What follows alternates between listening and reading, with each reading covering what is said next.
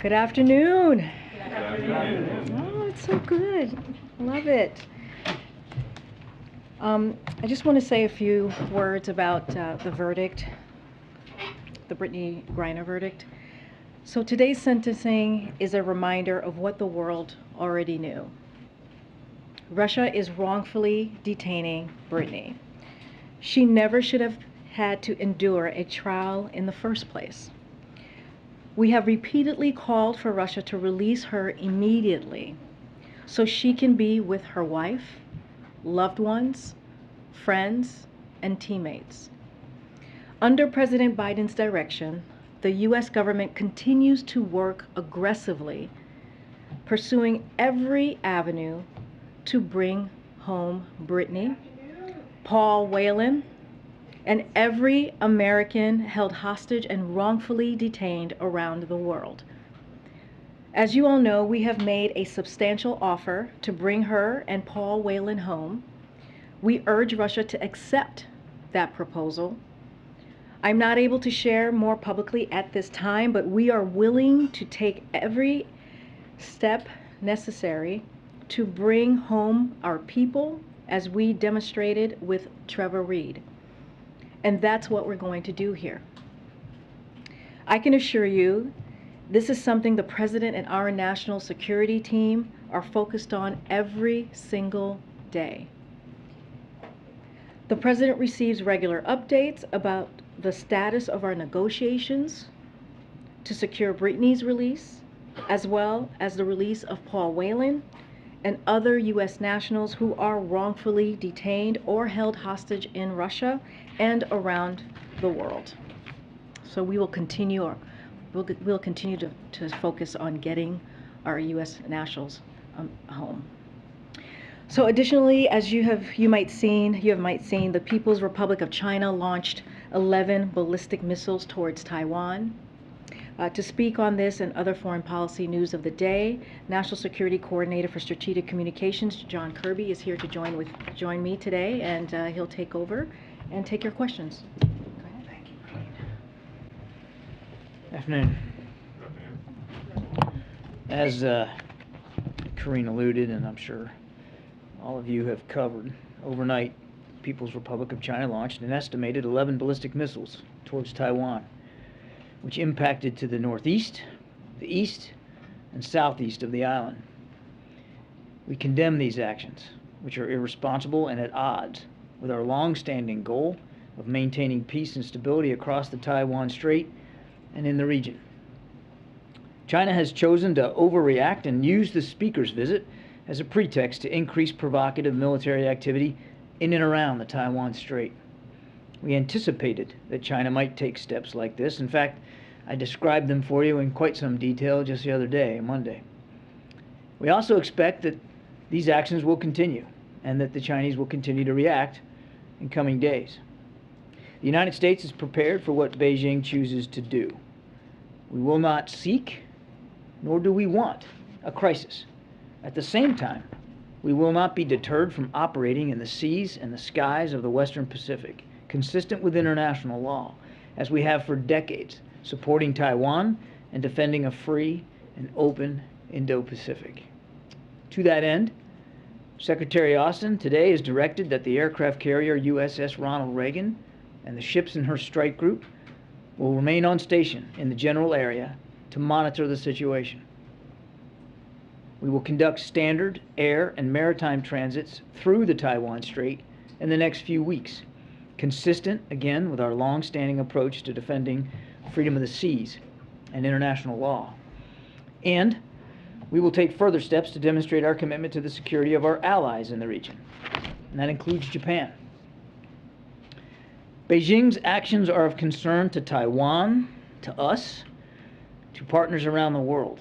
You probably saw the G7 yesterday rejected Beijing's attempt to coerce and intimidate Taiwan, which is a leading democracy. The nations of ASEAN also released a statement overnight about the importance of de-escalating tensions in the Taiwan Strait. And today, the Japanese government reported that 5 PRC missiles landed in their exclusive economic zone, noting their grave concern. Another example of how China's actions are undermining peace and security in the region. And we're going to continue to communicate closely with our partners around the world, which we have demonstrated over and over again is a strength of this administration. Beijing's provocative actions are a significant escalation in its long-standing attempt to change the status quo. As just one example, over the past 2 years, the PRC has more than doubled the number of aircraft that they have flown over the center line that separates China and Taiwan as compared to the time period between 2016 and 2020. And Beijing has pursued economic coercion, political interference, and cyber attacks against Taiwan, all of which erode the cross-strait status quo. The United States will be resolute, but also steady and responsible. We do not believe it is in our interest, Taiwan's interest, the region's interest, to allow tensions to escalate further, which is why a long-planned Minuteman III ICBM test scheduled for this week has been rescheduled for the near future.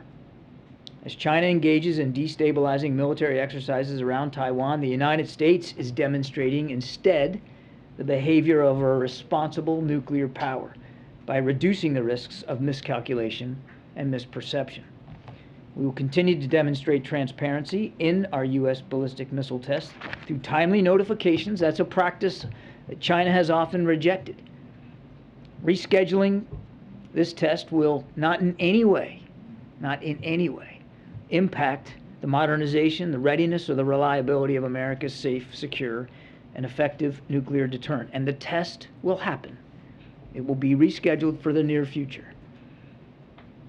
I want to reiterate, as I've been saying all week, nothing has changed about our One China policy, which is guided by the Taiwan Relations Act, the 3 joint U.S. PRC communiques, and the 6 assurances. And we say it that way every time because it's exactly consistent.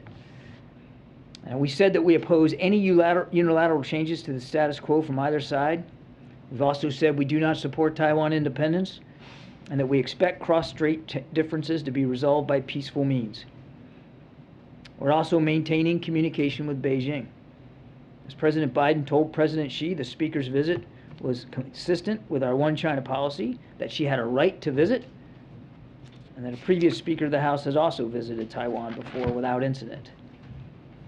This is how we're going to defend America's national security interests and our values, and that is how President Biden directed us to operate in the days ahead, with consistency and clarity and transparency.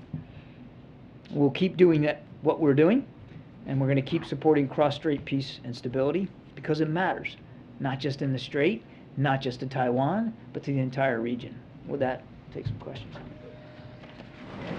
Thanks, John. A couple questions about Brittney Griner's sentence. First off, why do you believe the Russian judge chose a 9-year sentence for what appears to be a very minor infraction?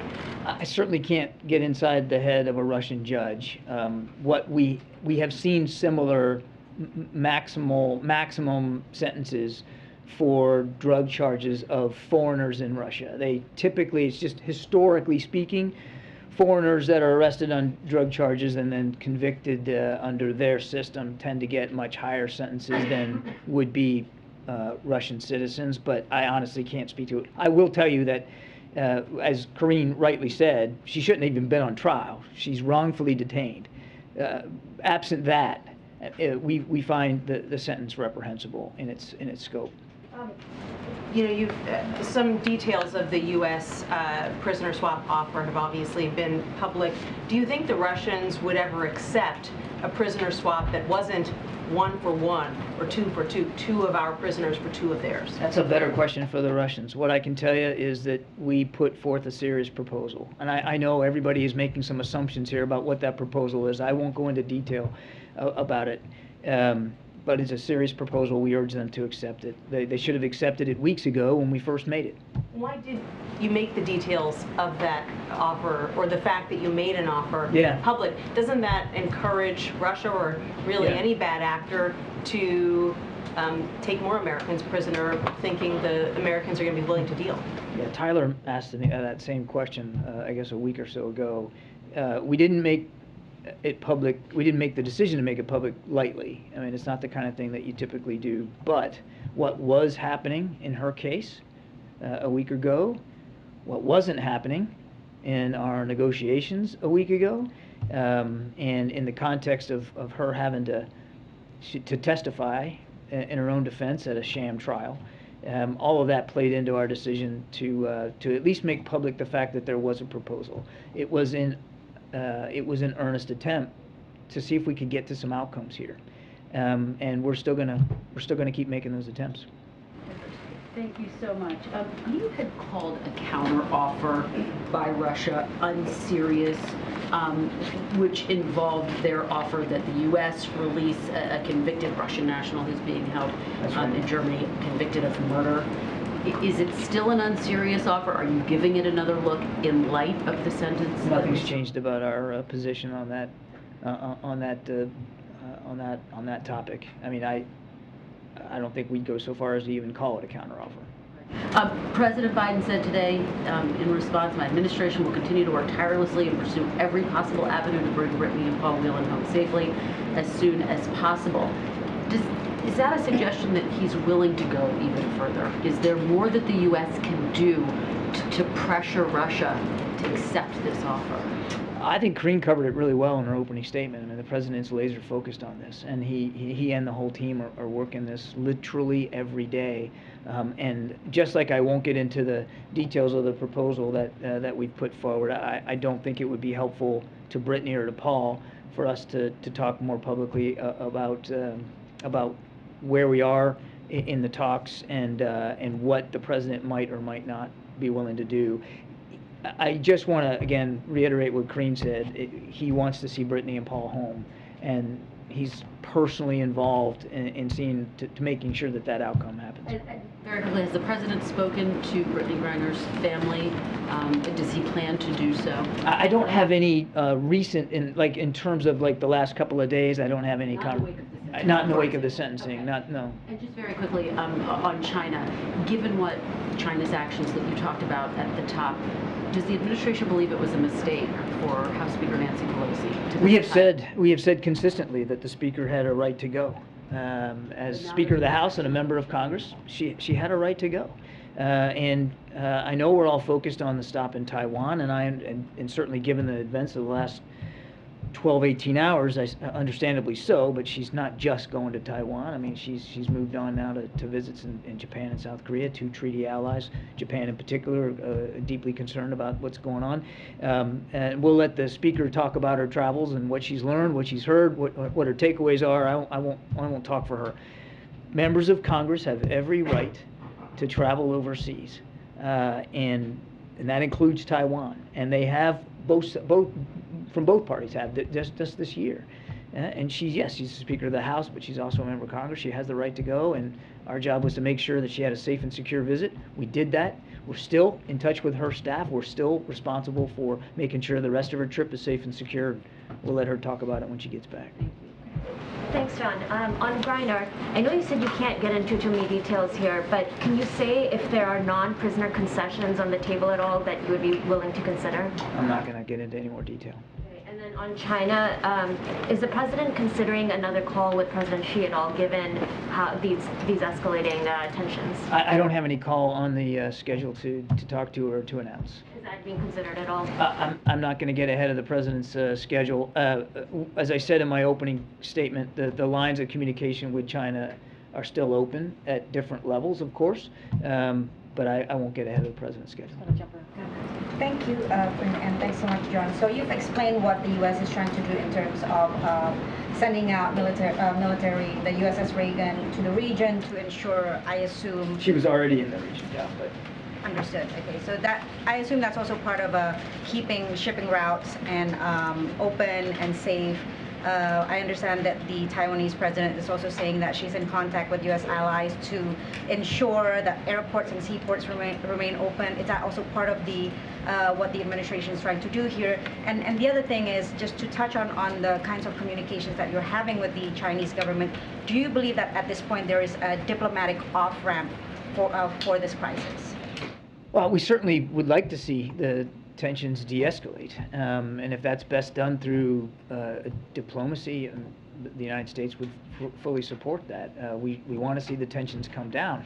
I would submit to you that they could come down very easily by just having the Chinese stop these very aggressive military drills and flying missiles in and around the Taiwan Strait. You don't need diplomacy to just simply stop doing something that's escalating the tensions and putting peace and security in the region at risk. Look, the Ronald Reagan and her escort ships, very capable strike group. They're there to monitor the situation. They'll be there for a little bit longer than they were originally planned to be there. Again, I won't get ahead of the ship's schedule, but the president believed that it was the prudent thing to do to leave her and her escort ships there just a little bit longer. Just to follow, is there any kind of support that the U.S. is providing to Taiwan in terms of protecting it in the context of cyber security attacks? I think that's also something that the Taiwanese are concerned about. Yeah, look, I for lots of good reasons, we don't talk about steps we take either unilaterally or bilaterally in cyberspace. We are committed, as we have been now for decades, to Taiwan's self-defense. I'll leave it at that.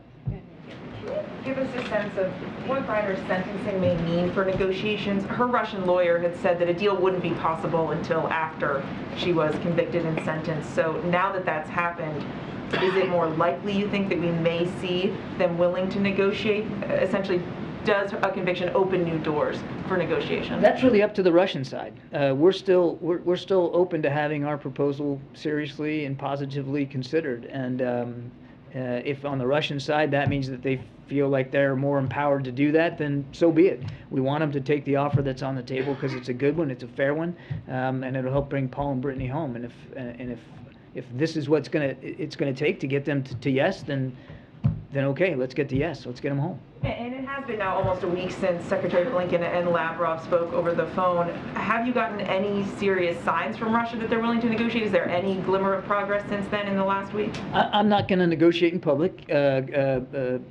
Conversations are ongoing at various levels, and I'll just leave it at that. And just to follow up on Nancy's question, what message do you think the Russians are trying to send to the U.S. by giving Brittney Griner so severe a sentence? Again, I can't speak for the Russian judge, and your question presupposes that it's a message-sending exercise. Maybe it is, maybe it's not. As I said, historically, what we've seen is foreign-born citizens that are arrested and convicted of drug charges tend to get, just historically, anecdotally speaking, tend to get higher sentences, almost to the max, which in many cases is 10 years in Russia, as opposed to Russian-born citizens of the country convicted of the same offense. It's just, it tends to be the case there. So honestly, I wish I could get inside the judge's head. I can't do it, so I can't define why he chose 9 years. As I said to Nancy, it's a reprehensible sentence. She shouldn't have been on trial to begin with. But that's why I think that's why you saw the president come out so strongly against this sham trial to begin with. But to be clear, do you think she's being used as a political pawn here? We think that Brittney and Paul Whelan are being wrongfully detained. They are being wrongfully detained. They need to be let go. They need to come home. We're going to keep working on that. I cannot ascribe Russian motives or intent here. It wouldn't be appropriate for me to try to speculate what's in their heads. All I can do is tell you where President Biden is and the national security team. Wrongfully detained, need to come home. There's a deal on the table. Let's make the deal. Let's get them home. I'll come back there and Peter, and then I'll come back. Thanks, John. Why is it that over the last couple months, President Biden's been so much tougher on Russia than he is on China? I wouldn't agree with the premise of the question, Peter. Well, I think when Russia was getting aggressive around Ukraine, the president was out every couple days telling Putin, don't do it. And now China is getting aggressive around Taiwan, and we're not hearing anything like that from the president. Oh, beg to differ. We've been standing up here for almost a week, Peter, talking about our concerns about what China was preparing to do. We put out declassified information that we saw what the Chinese playbook was going to be. Look, I stood at another podium not long ago, and much of the same way we reacted then, we're reacting now in terms of being honest and transparent about what's going on and calling it out for what it is.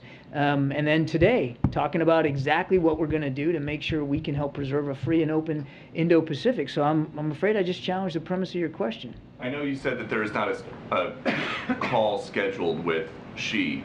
Is there a reason why? Because President Biden's known him for decades. Yeah.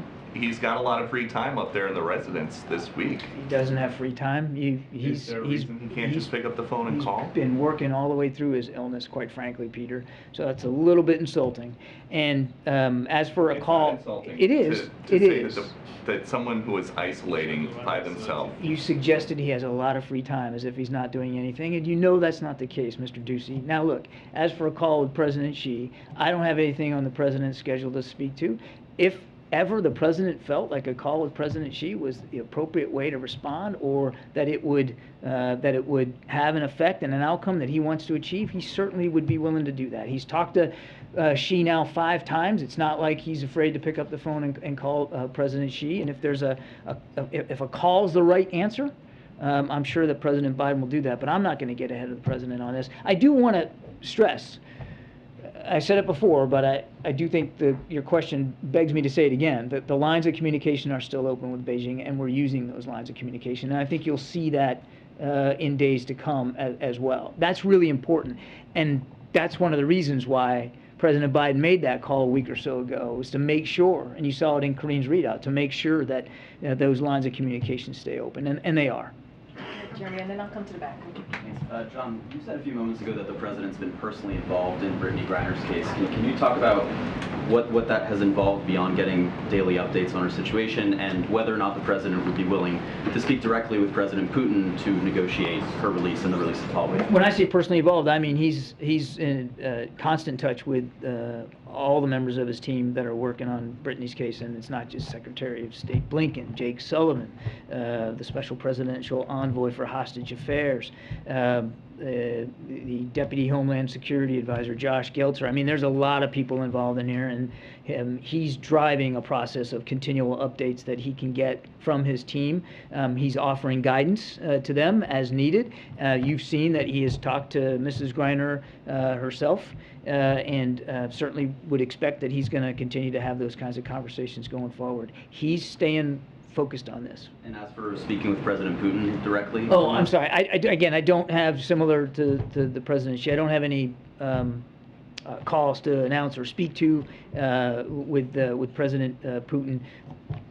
The President is comfortable that the proposal that we put forward is a serious one, and he urges the Russians to accept that proposal so we can get Brittney and Paul home. And then you talked about the decision to make public that you had made an offer to the Russians, and you suggested that part of that was perhaps to put some pressure on the Russians because they hadn't been really all that responsive. Do you feel like making that offer public has changed anything?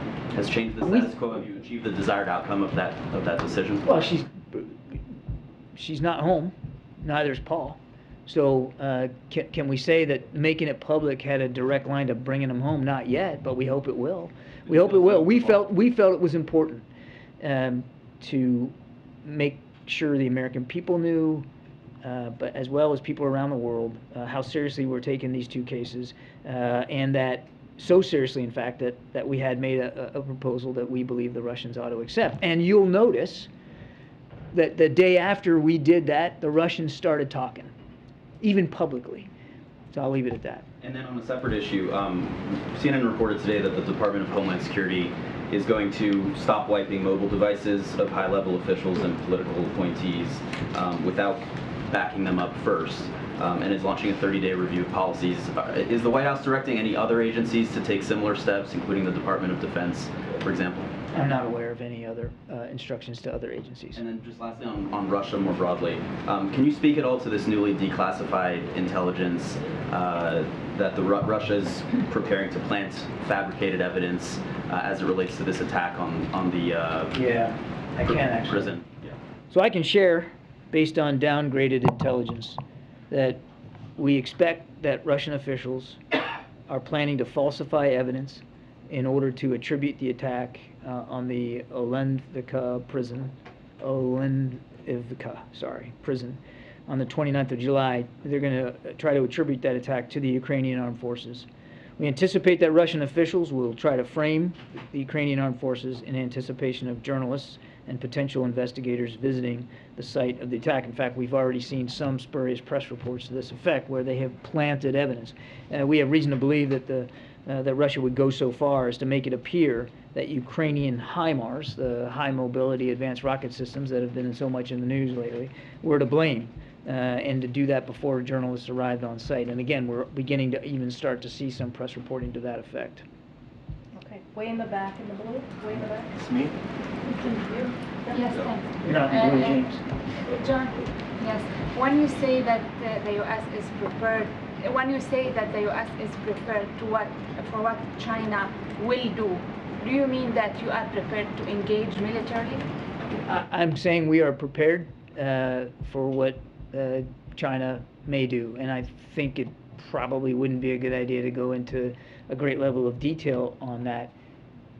Let me say that when I say we're prepared for what China may do, it's across all the tools of government power. It's not just about the military. We have a robust military capability in the region. We have strong alliances and partnerships in the region. We also have economic throw weight, right? And we have diplomatic throw weight. There's a lot of things that the United States can bring to bear if we feel like we need to. But here's the thing. We shouldn't need to do it. And it shouldn't come to blows. There's no reason for this manufactured crisis to exist. The Chinese have used Speaker Pelosi's trip as a pretext. Yes, they're claiming it's a protest. I got it. But it's also a pretext to try to up the ante in tensions and to actually try to set a new status quo, to get to a new normal where they think they can keep things at. And my point in coming out here today was to make it clear that we're not going to accept a new status quo, and that it's not just the United States, but the world will reject it as well.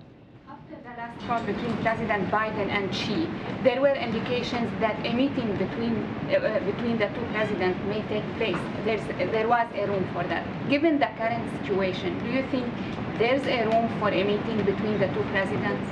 Nobody's ruling out the possibility for a meeting between the two presidents. Phil, then Ed. There's reporting that the Biden administration is lobbying against legislation that would designate Taiwan as a major non-NATO ally. Can you tell us if that's accurate? And as we move towards what President Biden has often described as an era of autocracy versus democracy, should we be strengthening ties with Taiwan by entering into such a designation? I think we're, with respect to this proposed legislation, I think we're going to avoid too much comment right now. We certainly appreciate and respect the role of Congress and, frankly, the support across the aisle this year and so many years in the past for support to Taiwan. But I don't think it behooves us to try to get ahead of some proposed legislation before it moves further on down the ways.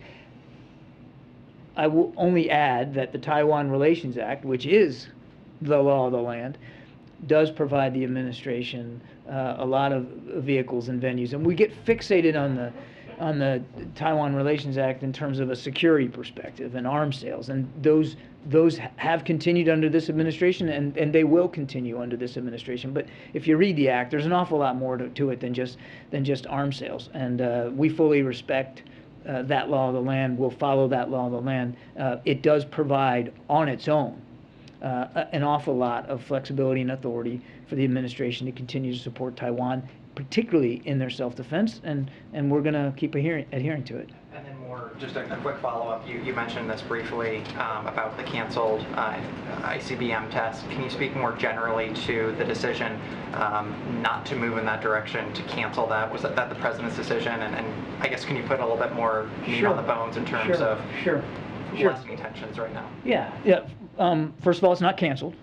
It's only been postponed, and it's been postponed for a short period of time. I'm not going to tell you what the date certain here is on the calendar, but there is a date certain, and it's just been postponed for a short period of time. So it's still going to happen, and because it's not being postponed for an exorbitant amount of time, it's not going to have, as I said, any effect on our nuclear readiness. The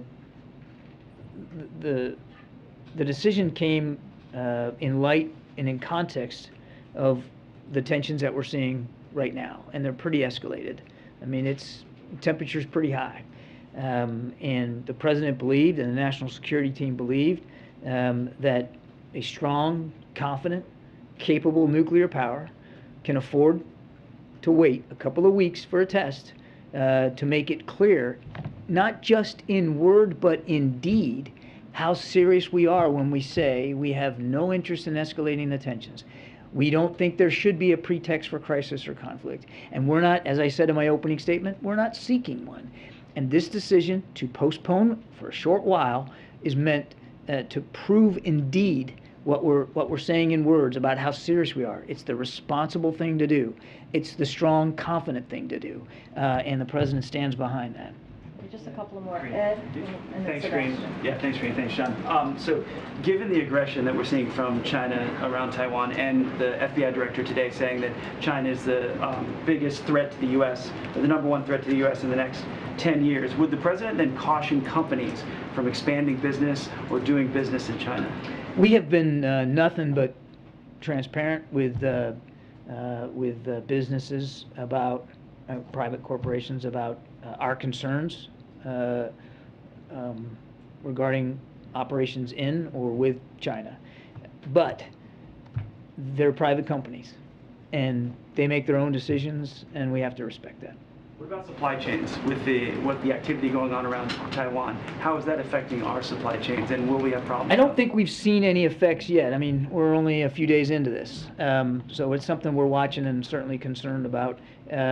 But we've also, I would add, thanks to COVID, I mean, we've done a lot of work, particularly in the last 18 months, to make more resilient our supply chains across a range of sectors.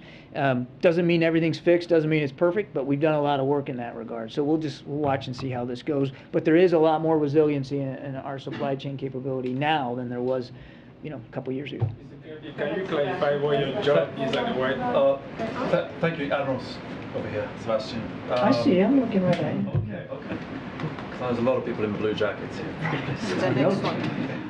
So back to Ukraine and the deaths of those Ukrainian POWs. So the US is coming under, you're saying like a whole fabricated, propaganda narrative is being spun.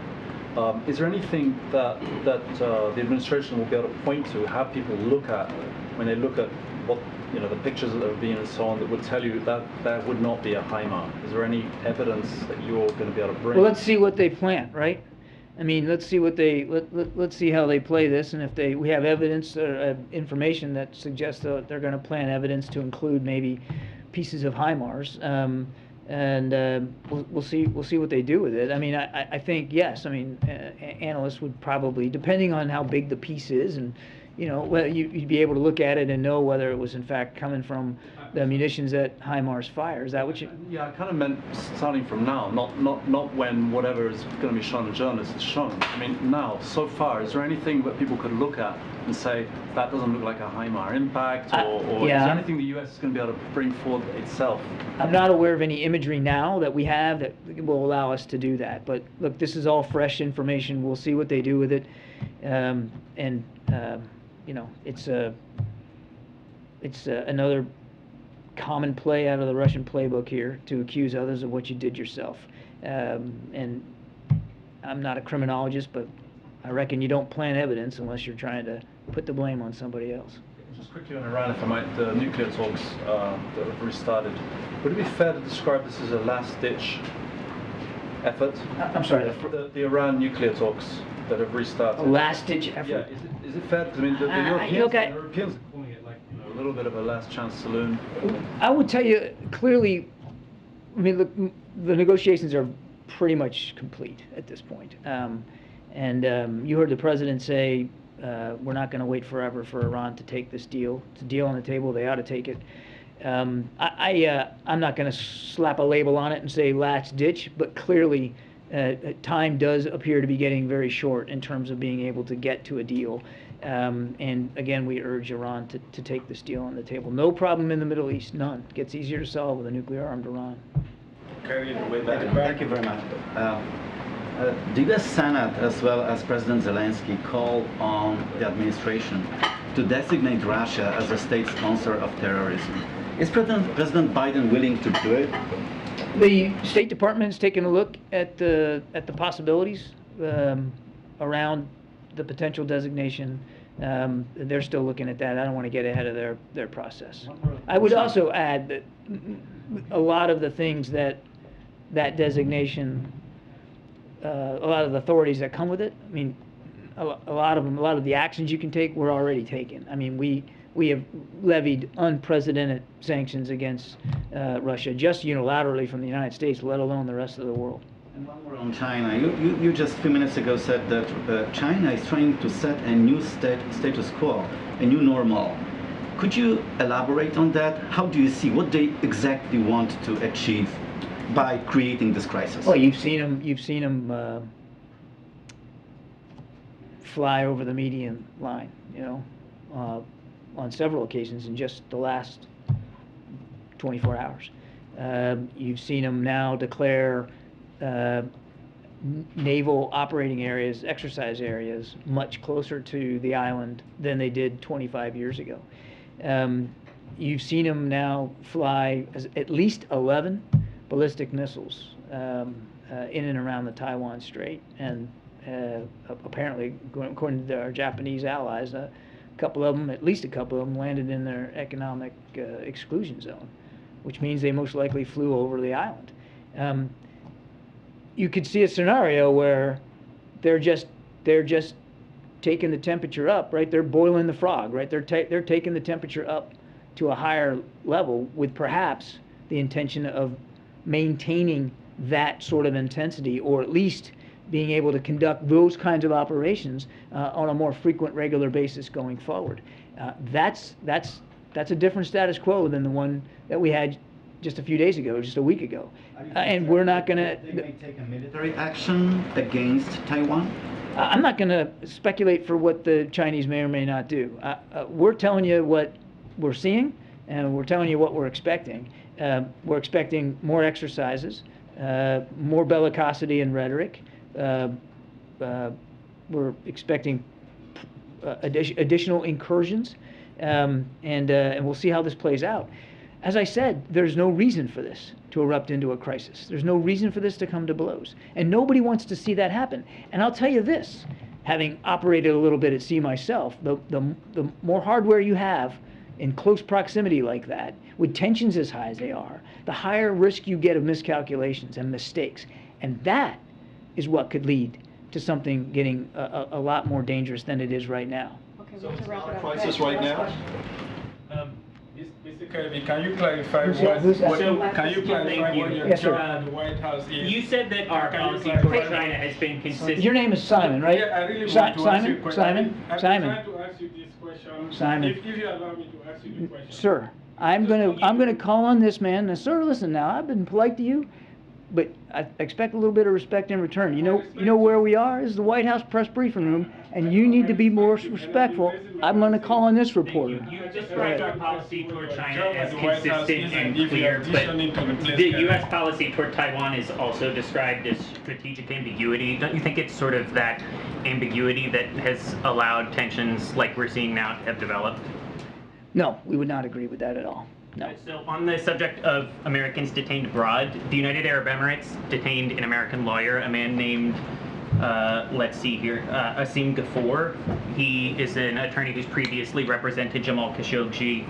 It happened shortly before the president's trip to Saudi Arabia. Is there anything you can say about the administration's efforts to free him, or sort of any conversations? There's not a lot I can say about this particular case, sir. We're certainly aware, we're monitoring. I would refer you to the State Department to speak more on that. I'm afraid I just am not able to talk much about that particular individual in that particular case. Hungary's head of state, Viktor Orban, is coming to the United States. He's going to speak at a conservative political conference in Dallas. Has the administration been in touch with Hungary at all over the trip? Is there any planned conversation that might happen? No and no. It's a private visit. Is the administration concerned at all with sort of an authoritarian-leaning leader coming to the United States to pursue this? He's coming at a sort of private invitation, and Mr. Orban and the CPAC, they can talk about his visit. Thanks, everybody. Appreciate it. Thank you. Mr. Kennedy, can you react to a letter that you received today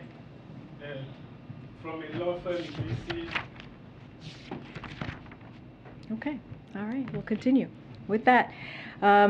So we all know how annoying it is when your flight is canceled or delayed, and then it either takes forever to get your money back, or you only get a flight credit for that airline. I'm sure many of you have gone through that the last several months. Today, the Department of Transportation issued a new rule to fix that. If your flight is canceled or delayed 3 hours for a domestic flight or 6 hours for an international flight, you must get a refund within 7 days of a refund request if you paid by credit card. That refund policy also applies if they change your arrival airport, if they add more stops, or if they downgrade the class you're flying in. The rule also has new protections if you can't fly due to a pandemic or medical advice. Under the DOT's proposal, when that happens, you're entitled to a non-expiring travel credit or voucher or a refund if it's an airline that got government assistance during the relevant public health emergency. With that, Josh, you want to kick us off? Yes, thanks, Karine. Yes. Tomorrow is Jobs Day, which is like Super Bowl for some of us. Fridays. Is it really? Look, there are a lot of nerds. Wow. And I don't follow football, but wow. I'm just saying, and 12 Super Bowls a year is great. Sounds exhausting. Friday's employment report is expected to show that job gains last month slowed to 250,000 from 372,000 in June. Does the administration view this as a sign the economy is healthy? So, as we've been saying for many months now, we are in a, and the president, including the president, has been saying that we are in a transition to a stable and steady growth. And during that transition, what you'll see is instead of that record high breaking job numbers that we've been seeing every month in the realm of 500,000 to 600,000 jobs on average per month, we're expecting to be closer to 150,000 jobs per month.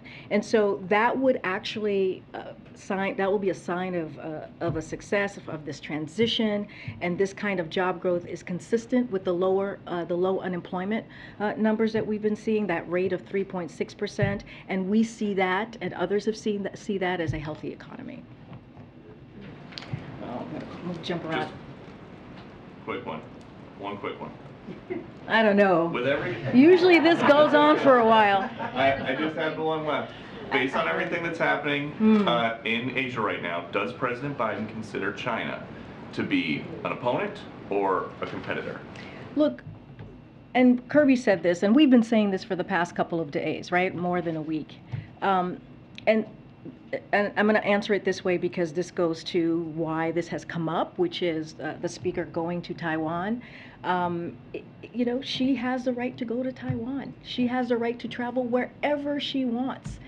She is the Speaker of the House. She is a member of Congress. We will not ever tell her where to go. And we've been really clear with China. We have said no policy changes at all. The one China policy stands.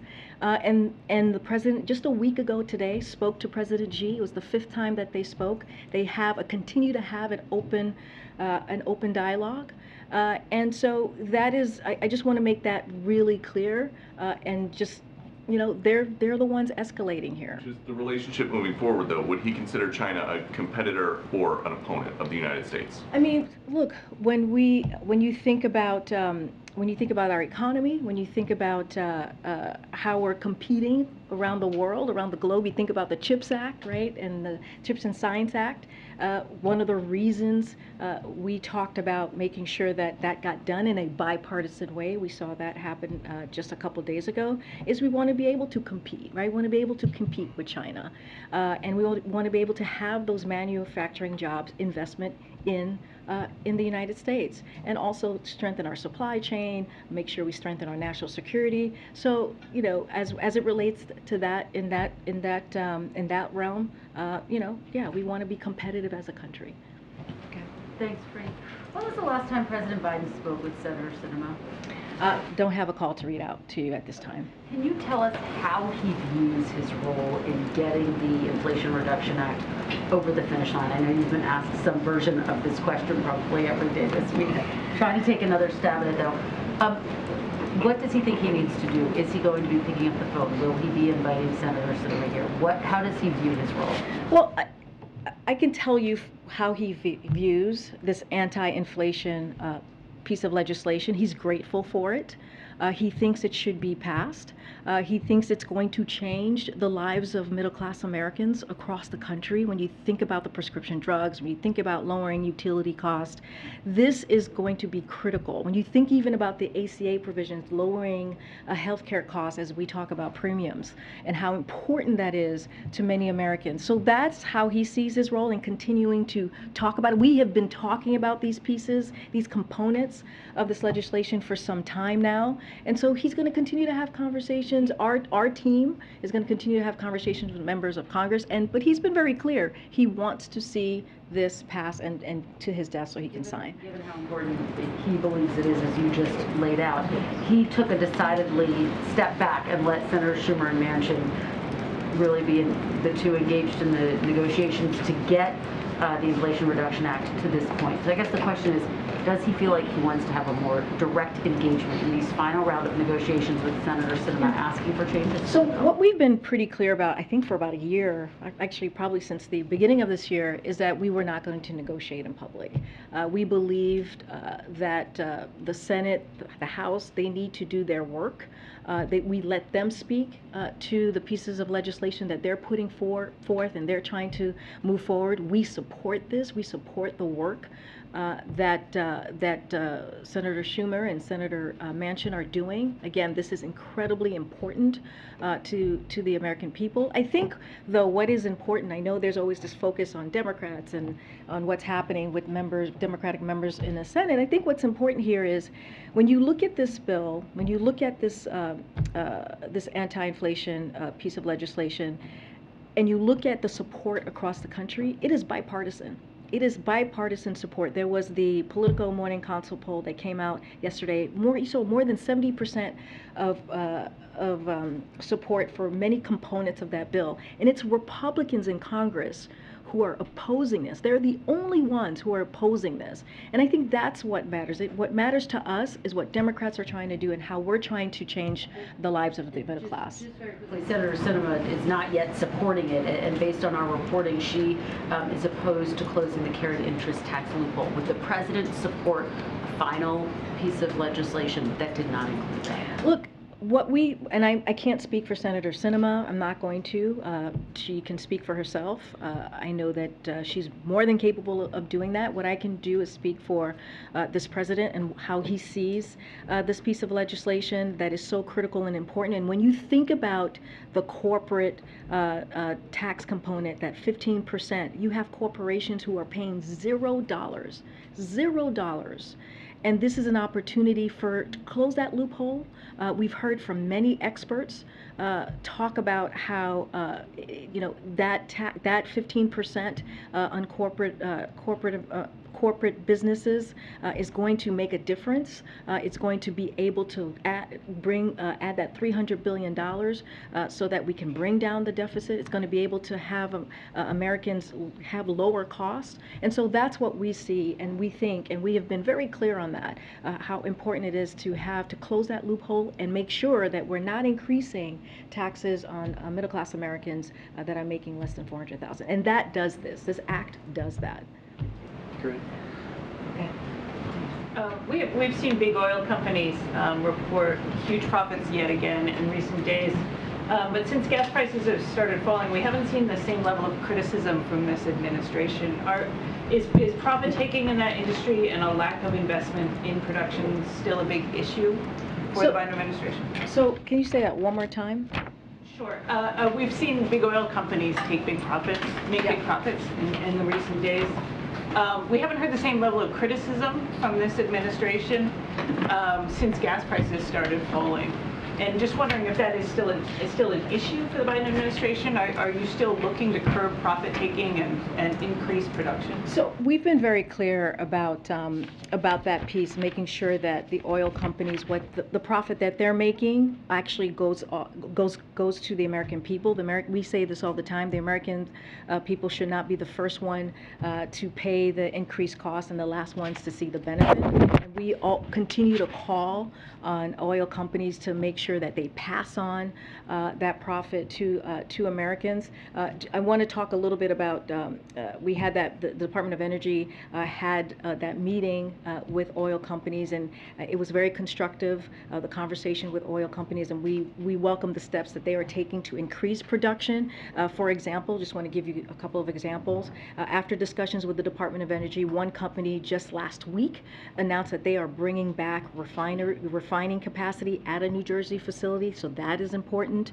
And in June, America produced on average 12 million barrels of oil a day, and that number continues to increase and is on track to reach record high. So all of these things are important as we're trying to bring prices down. Oil is down about $25 a barrel from June. Gas prices have gone down every day this summer and are now below $4 for most of the country. So that indeed matters. And so we're going to continue to do the work. We know that we have to give Americans, as you hear the president say, a little bit of breathing room, and we're going to continue to do that work to make sure that happens. Go ahead.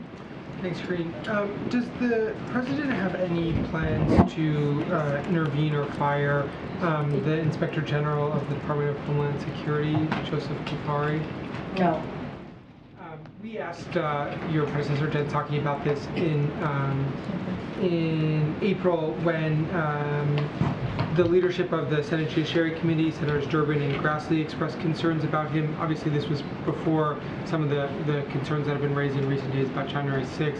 And she said that she would follow up on that. I'm wondering, have there been any conversations in the White House about his leadership? There's no personnel updates that I have for you at this time. Look, the president has been very clear, I think I answered some of this yesterday, that he believes in the independent role of the Inspector Generals and that they serve an important function in ensuring accountability for the American people. That still stands. He believes that.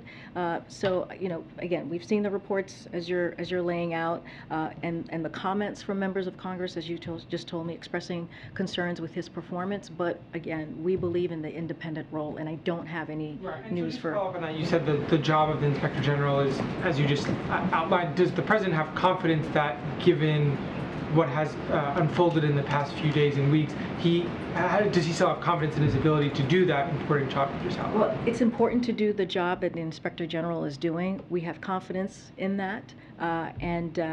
Again, we're not going to comment any further than that, but we have seen the reports. And just one more that I want to follow up on that I asked earlier this week about the president's own COVID protocols.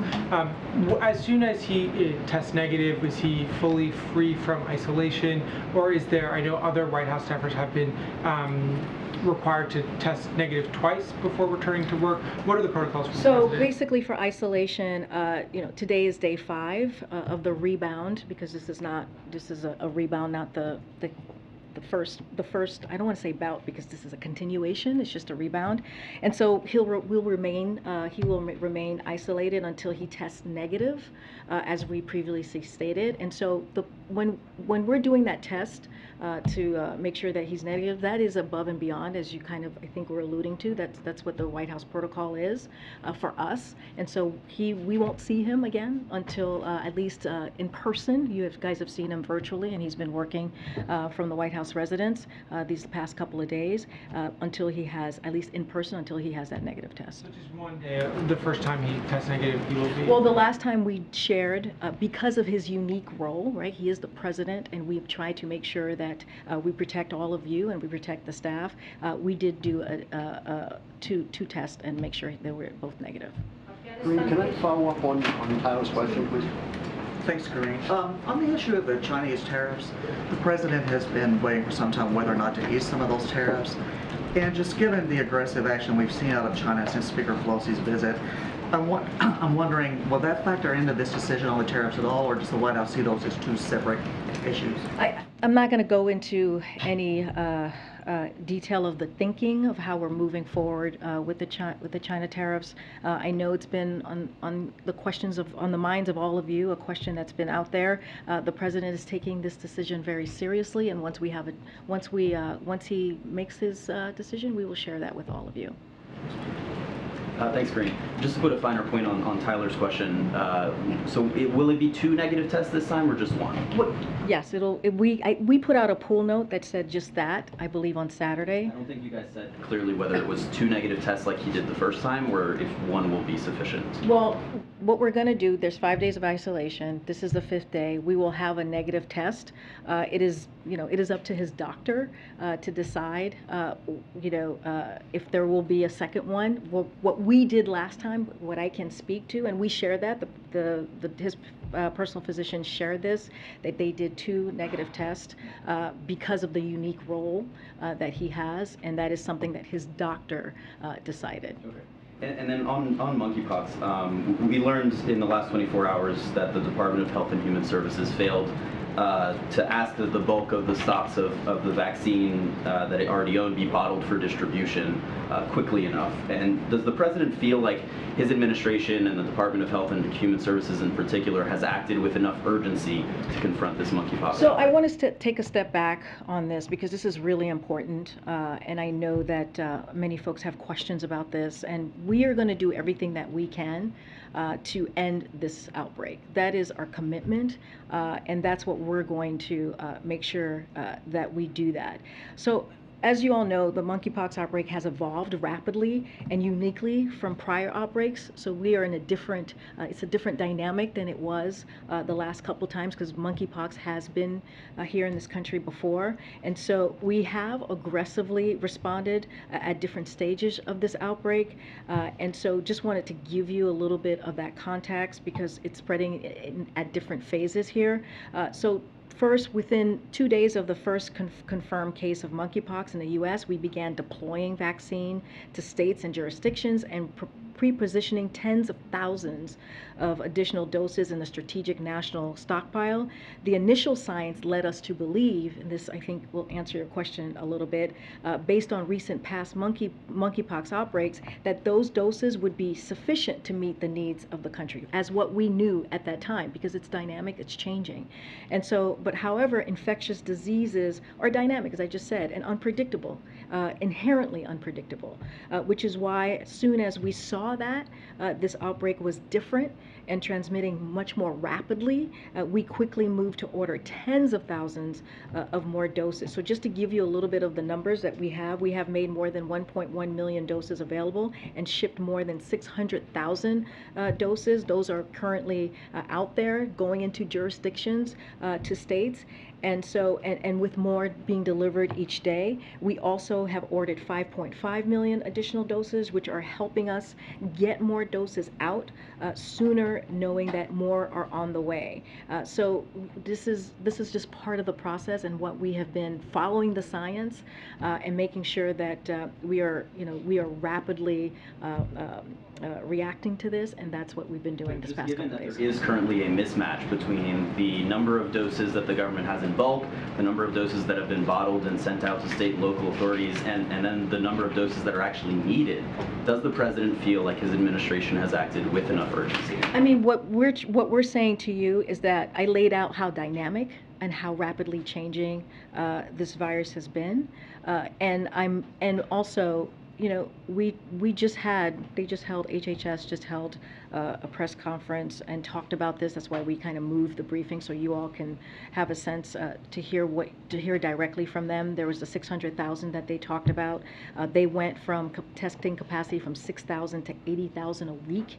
That matters as we're trying to make sure we deal with monkeypox, and we're working hand in hand with local authorities to get the resources they need. And so, and as you also know, they took an additional step, which is to announce a public health emergency declaration of monkeypox. And that's important because what that's going to do is going to help accelerate the vaccine production and distribution. This includes new dosing strategies that have the potential to increase the number of available doses by 5-fold. So yes, the president has confidence in HHS, and let's not forget, we just brought on the monkeypox coordinators, the response team, which is going to also make a difference. And on that front, it does seem like this week you've named a monkeypox coordinator, you've now declared this public health emergency. It seems like the administration is shifting into a higher gear as it relates to responding to this outbreak. And I'm wondering, was there any new information that led to these steps and that higher gear response? Because, you know, the WHO, it was nearly 2 weeks ago that they call this effectively a public health emergency. I think I answered that in the first question that you asked, which is the dynamic of this of the virus has changed. It's spreading a lot more rapidly than it had in previous times. And when the first 2 cases were known by the CDC back in May, we were meeting the moment at that time, and so now it's spreading much more rapidly. The dynamic of it has changed. That tends to happen inherently with viruses, and so this is what we're doing right now to make sure that we are responding to the needs of jurisdictions and states. The way back. Yeah, thank you very much. Can you go back to this event earlier today? Mary Barra of GM was there talking about the Inflation Reduction Act. One of the debates currently among Democrats is the electric vehicle subsidy provision. One of the senators from Michigan has been objecting to that. Can you say whether the president discussed the EV provisions in that at all with the participants in the call beyond the public media portion? So I haven't gotten a download from that call, and we were busy doing many other things before coming out here, so I can't speak to that specifically. On another bill, Senator Klobuchar has a big tech bill, the American Innovation and Choice Online Act, that looks like it's spilling to September. Senator Schumer looks like he's planning to bring it to the floor in September. Does White House have a view on that bill coming to the floor for a vote in September? The anti-big tech bill, or the big tech bill that would prevent those platforms from giving preference to their own products. Well, I mean, we're trying to deal with all the pieces of legislation we have. There's a lot going on. We're trying to deal with what we have in front of us. I would have to. Yes, we are aware of that. I would need to just talk to the Office of Leg Affairs to get more specifics and details on where we are on that. As you know, reform in the tech industry is something that's very important to the president. We've talked about that many times in the past 18 months, but I don't want to get ahead of our team. Okay, and finally, going back to the monkeypox issue, do you have a sense of whether there will be a need for new funding from Congress for this? Yeah, again, we have been asking for, as you know, new funding, additional, for the COVID response. Again, I would just have to get in touch with our team. At some point in the next couple of days or weeks, we will have the monkeypox coordinators here in front of you, and you all can get to know him and both of them and ask your questions. Okay. Afghanistan, please. Follow up on Secret Service. Thanks, Karine. You want to do this guy? Yeah, I'll come to you after you. Cool. I just haven't. I don't see you very often. I see you all the time. Just to follow up on the monkeypox updates, California, Illinois, New York have all declared states of emergency each. But due to the fact that most of them will be, how will declaring monkeypox as a public health emergency affect colleges and universities in those states particularly that have already declared a state of emergency? How the states for themselves, you would have to You would have to talk to the states directly on that piece, because that's their own state emergency, public emergency. Is there any plan from the White House or any guidelines that would possibly come down looking forward to essentially explaining what the colleges and universities should do? We don't have anything for you at this time, but I would go to the state specifically. You talked about California, you talked about New York, having their own state of emergency. I'm sure they have plans as schools are opening back up and dorms are opening back up. I'm sure they have specific guidelines to that I cannot speak to from here. Yeah, there was a report yesterday that Kirsten Sinema, number one, she wants to nix the carried interest loophole, which is like a $14 billion revenue raiser, and also she wants $5 billion in drought resiliency funding. Does the administration think we need a few more $1 billion for drought resiliency? Would that be a good thing? I'm not gonna speak to what the senator is calling for, asking for. That's negotiations that are happening in Congress. I'm just not going to speak to that from here. Can I quickly get you to respond to the Peter Meyer situation? He's one of the 10 Republicans who voted to impeach Trump. He went down on Tuesday night, but the DCCC and other groups were going hard to boost his pro-Trump opponent. Does the president have a view of playing ball in primaries like that in a way that helps Trumpists? So because of the Hatch Act, I cannot speak to any political campaigns or elections, midterms including, and so I just can't speak to that at this time. You talked about the old-fashioned days when you could, hang out with No, we don't do the old-fashioned days. We do it the right way. I'm just going to go ahead. Thanks, Karine. Can you walk us through the president's involvement and engagement on the monkeypox outbreak? When was the first time he was briefed on this? How he's getting updates on case numbers, testing capacity, vaccine supply and distribution? How much is he getting updated on this The right president now? is regularly briefed on monkeypox. This is something that is top of mind as well for him, and so I can assure you that he is regularly briefed by his senior teams, also by Secretary Becerra. I don't have a list of how many times he's been briefed, but he's very aware, clearly, of what's happening, and he actually is constantly asking, what are we doing? How are we getting the vaccines out there, and is clearly interested in the specifics and making sure we get this under control. You talked about how this virus has been evolving. We heard today from the conference call about how this is spreading very quickly. One of the criticisms during the baby formula shortage was that the president acknowledged later that he didn't realize at the time how bad that was getting, and that he didn't know how quickly that had gotten bad. Can you say now that the president was informed in a timely manner about how quickly this was spreading and how fast? What I can tell you is that this is an urgent matter, monkeypox, for this administration, for this president. That's why you have seen the announcements that we have made in the past several weeks, not even just today or yesterday or the day before. Last week we were announcing vaccines, 800,000, and now we're talking about how much have been shipped. Now we just announced the coordinators for that rapid response team. Again, this is a virus, as we know. Viruses inherently can be dynamic, and it is spreading rapidly, and we acknowledge that.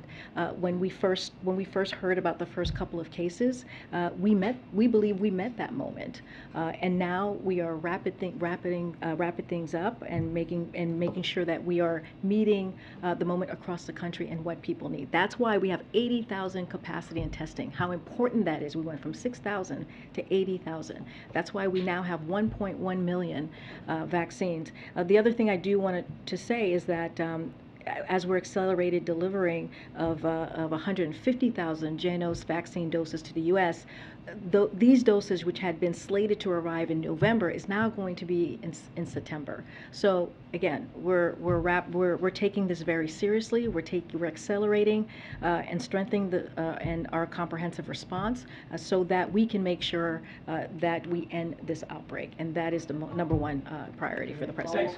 We'll be here tomorrow. I'll be back tomorrow.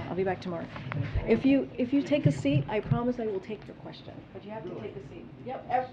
Take everybody's question if they sit down. Seats here.